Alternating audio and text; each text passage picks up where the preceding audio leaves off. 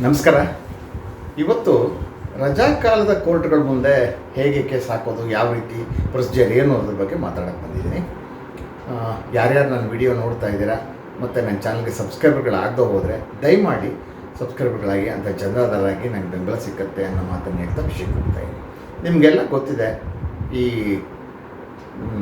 High court ಮತ್ತು ತಗಳ ಕೋರ್ಟ್ಗೆ ಹಂತದ ಕೋರ್ಟ್ಗಳಿಗೆ ಬೇಸಿಗೆ ರಜೆ ಇರುತ್ತೆ. ಈ ಸಲ ಮೇ 4ರಿಂದ ಮೇ 30 ತನಕ ರಜೆ ಇದೆ. ಈ ಅವಧಿಯಲ್ಲಿ ನಿಮ್ಗೆ ಯಾವುದೋ ಕೇಸು ಅರ್ಜೆಂಟಾಗಿ ಹಾಕಬೇಕಾಯ್ತು ಅಂತ ಇಟ್ಕೊಳ್ಳಿ. ತಾಲೂಕು ಕೇಂದ್ರದ ಕೇಸ್ ಇರ್ಬೋದು, ಜಿಲ್ಲಾ ಕೇಂದ್ರದ್ದಿರ್ಬೋದು, ಅಥವಾ ಹೈಕೋರ್ಟಿಗೆ ಮುಂದಿರ್ಬೋದು. ಆಗ ನೀವು ಹಾಕೋಕ್ಕೆ ಬರುತ್ತೆಯೇ, ಹಾಕ್ಬೋದು, ಏನು ತೊಂದರೆ ಇಲ್ಲ. ಏನಾಗುತ್ತೆ, ಕೆಲವು ಸಲ ಒಂದು ಯಾವುದೋ ಅರ್ಜೆಂಟ್ ಆರ್ಡರ್ ತೊಗೋಬೇಕಪ್ಪ, ಇಂಜೆಕ್ಷನ್ ತೊಗೋಬೇಕು, ಏನು ಮಾಡ್ತೀರಾ? ರಜಾ ಮುಗಿಯ ತನಕ ಕಾಯೋಕ್ಕಾಗತ್ತಾ? ಇಲ್ಲ. ಯಾವುದೋ ಒಂದು ಅಪೀಲು ಲಿಮಿಟೇಷನ್ ಮೀರ್ತಾ ಇದೆ, ಹಾಕಬೇಕು, ಅದಲ್ಲೇ ಹಾಕಬೇಕು. ಅಥವಾ ಇನ್ಯಾವುದೋ ಒಂದು ಕೇಸು ಆಯಿತಾ, ಅದು ಲಿಮಿಟೇಷನ್ ಮುಗಿತಾ ಇದೆ, ಹಾಕಬೇಕಾಗತ್ತೆ. ಎಲ್ಲಿ? ರಜಾಕಾಲದ ಕೋರ್ಟಲ್ಲೇ ಹಾಕಬೇಕು, ಅರ್ಜೆನ್ಸಿ ಇರೋದ್ರಿಂದ ಲಿಮಿಟೇಷನ್ ಮುಗಿದೋಗ್ಬಿಡುತ್ತೆ. ಗೊತ್ತಾಯ್ತಾ?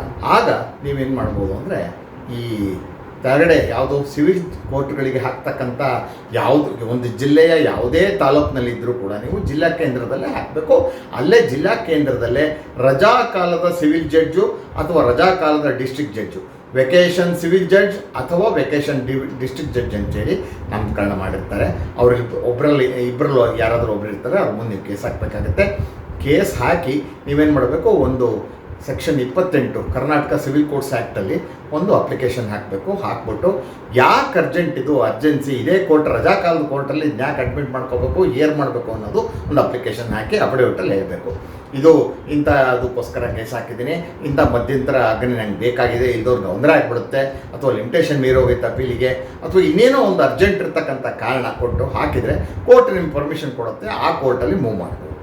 ರಜಾ ಮುಗಿದ್ಮೇಲೆ ಆ ಫೈಲು ನಿಮ್ಮ ರೆಗ್ಯುಲರ್ ಯಾವ ಕೋರ್ಟ್ ಮುಂದೆ ನೀವು ಹಾಕಬೇಕಿತ್ತೋ, ಜ್ಯೂರಿಸ್ಡಿಕ್ಷನ್ ಕೋರ್ಟು ಆ ಕೋರ್ಟ್ಗೆ ಹೋಗುತ್ತೆ.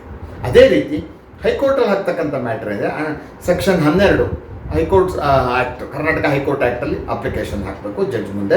ವೆಕೇಷನ್ ಸಿವಿಲ್ ಜಡ್ಜ್ ಇರ್ತಾರೆ, ವೆಕೇಷನ್ ಜಡ್ಜ್ ಅಂತ ನಾಮಿನೇಟ್ ಮಾಡಿರ್ತಾರೆ ಯಾರು, ಚೀಫ್ ಜಸ್ಟಿಸು, ಅವ್ರ ಮುಂದೆ ಹಾಕಬೇಕಾಗತ್ತೆ. ಅಲ್ಲೂ ಕೂಡ ಅಪ್ಲಿಕೇಶನ್ ಹಾಕಿ ಪರ್ಮಿಷನ್ ತೊಗೋಬೇಕಾಗತ್ತೆ. ಪರ್ಮಿಷನ್ ತೊಗೊಂಡ ನಂತರ ನೀವು ಮೂವ್ ಮಾಡ್ಬೋದು.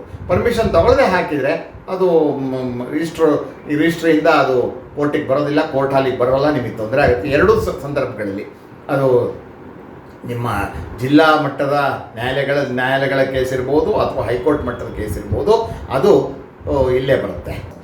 ಇದು ಈ ರಜಾಕಾಲದಲ್ಲಿ ಅರ್ಜೆಂಟ್ ಇರ್ತಕ್ಕಂಥ ಕೇಸ್ಗಳನ್ನು, ಮ್ಯಾಟ್ರ್ಗಳನ್ನು ಜಿಲ್ಲಾ ಕೇಂದ್ರದಲ್ಲಿ ಅಥವಾ ಹೈಕೋರ್ಟಿನ ಮುಂದೆ ಯಾವ ರೀತಿ ಹಾಕಬೇಕು, ಯಾವ ರೀತಿ ಪರ್ಮಿಷನ್ ಪಡ್ಕೋಬೇಕು ಅನ್ನೋದ್ರ ಬಗ್ಗೆ ನನ್ನ ಮಾತು ಇಷ್ಟು. ಈ ವಿಷಯದ ಬಗ್ಗೆ ನಿಮಗೆ ಅರಿವು ಮೂಡಿಸ್ತಾ ನನ್ನ ಮಾತು ಮುಗಿಸ್ತಾ ಇದ್ದೀನಿ. ನಮಸ್ಕಾರ.